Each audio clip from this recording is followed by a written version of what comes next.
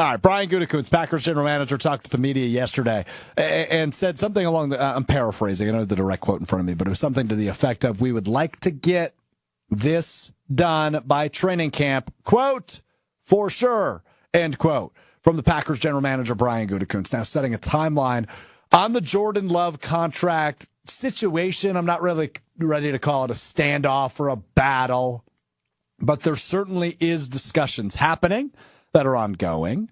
And Brian Gutekunst has intentions to get this done by the start of training camp, which earlier in the week was announced as July 22nd will be the first training camp date, 10:30 a.m. practice for the Packers in Green Bay. Now, I love that there's a timeline, and timelines are good, right? Like they usually trigger reaction. And here's the thing with this situation that I don't think has been acknowledged enough is you're not dealing with the diva that was Aaron Rodgers anymore, right? You're not dealing with somebody who's going to complain and bitch and moan about every single thing he thinks is wrong, right? You're dealing with a guy who is currently at hopefully the early parts of his ascension to greatness. Right? What you saw out of Jordan Love in the second half of last season showed you that Jordan Love could easily become one of the faces of the NFL at the quarterback position. Patrick Mahomes is going to be around a while, and I think that's his title, and it's his throne until proven otherwise. But Jordan Love has certainly proven he can be in the conversation.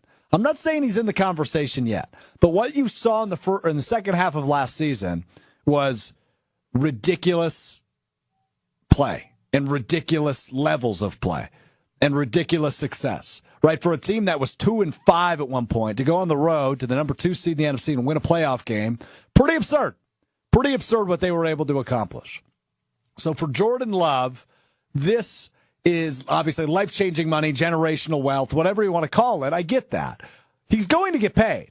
But what will he get paid? The Packers probably hope it's somewhere between $45 and $50 million a year. Jordan Love's camp probably hopes it's closer to $55 to $60 million a year.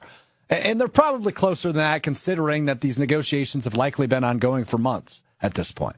May 3rd, over a month ago, was the first date they could have signed an extension. Obviously, they have not yet. But this isn't Aaron Rodgers. This isn't going to be a standoff or a holdout or a sit-in for Jordan Love. He's going to sign a contract. He's going to get paid very handsomely, and he's going to continue to be the quarterback of the Green Bay Packers. The only thing you can think of that changes with Goody saying, hey, we hope this gets done by training camp for sure, is that both sides want to limit distractions.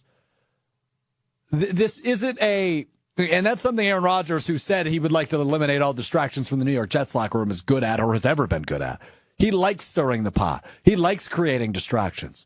Jordan Love said yesterday that this is the closest in terms of togetherness a Green Bay Packers team has ever been when he's been on the roster.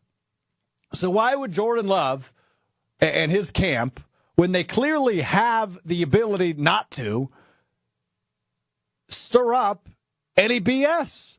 And they're not going to. I don't anticipate they will. I don't anticipate that this will drag on further than training camp or the first. But by August 1st, if a deal isn't reached, I'll be shocked. I'll be shocked. This will be done by July 22nd.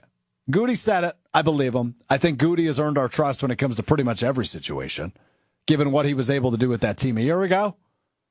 And I'll stand by it. I think Jordan Love gets paid by training camp, no problem.